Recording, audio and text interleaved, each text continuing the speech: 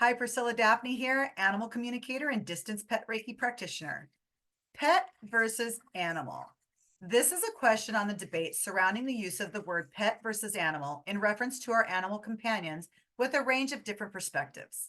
Some argue that pet carries connotations of dismissiveness and offense, potentially fostering a sense of hierarchy where animals are seen as inferior to humans. They view the term as patronizing and even abusive, creating a disconnect between humans and animals. On the other hand, there are those who regard pet as a term of endearment, symbolizing the cherished bond between humans and our beloved animal companions. They see it as a gesture of affection and respect. There's also a segment of people who equate using the term animal to saying, hey, I'm married to a human. They advocate referring to animals as animal companions to emphasize their status as cherished members of the family, which is great.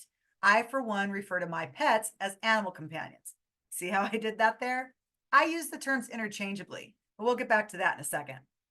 Anyway, I can't see myself calling my partner my person companion, but who knows? Maybe that'll become a thing. I mean, we are now referring to our significant others as our person or maybe even our human. In my opinion, there is no right or wrong with either term, pet versus animal, so long as the proper intentions are utilized when referring to our furry, feathered, or scaly beloved companions.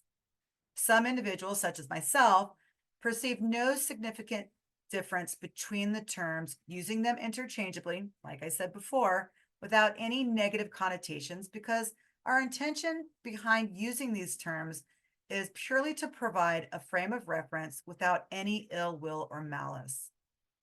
Some individuals argue that referring to our animals as my pets or my animals implies ownership, which they believe is inappropriate given that animals are not possessions. While I agree that our pets or animals deserve respect, admiration, love, and proper care, they should not be regarded as property like my car or my house. Nevertheless, I continue to use my when referring to them, just as I might say my man, my partner, my significant other, my person. In regards to my partner, without implying ownership, I employ the term again as a point of reference and not ownership.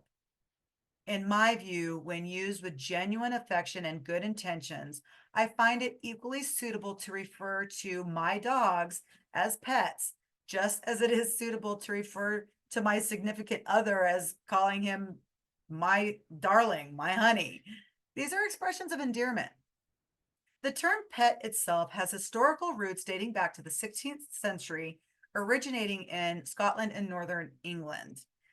Initially, pet was referred to as a domestic or tamed animal kept for companionship. I wonder if that's where they got animal companion from. Now, when you look in the dictionary nowadays, the term pet is referred to as, quote, a term used when talking to someone in a friendly manner, or, quote, someone who you give special treatment to because you're particularly fond of them. And trust me, my bulldogs, my cat, and my reptile, they all know how fond I am of them. So the term pet carries a positive connotation of endearment and affection, devoid of any abusive undertones. Ultimately, the appropriateness of using pet versus animal hinges on the context and the speaker's intent. While some may find pet endearing and affectionate, others may prefer terms like animal companion to emphasize the depth of their bond. It's essential to recognize that language evolves and carries different meanings for different people, and what matters most is the sincerity and love behind the words we choose. It reminds me of how cute it was to hear my grandmother call my grandfather Pet. And you know what he used to affectionately call her? Stinky. It was his charming term of endearment. But Pet was probably more fitting if you think about it. So, what are your thoughts and opinions on this matter? Should we use pet or animal or perhaps both? What do you use? Should we use something entirely different?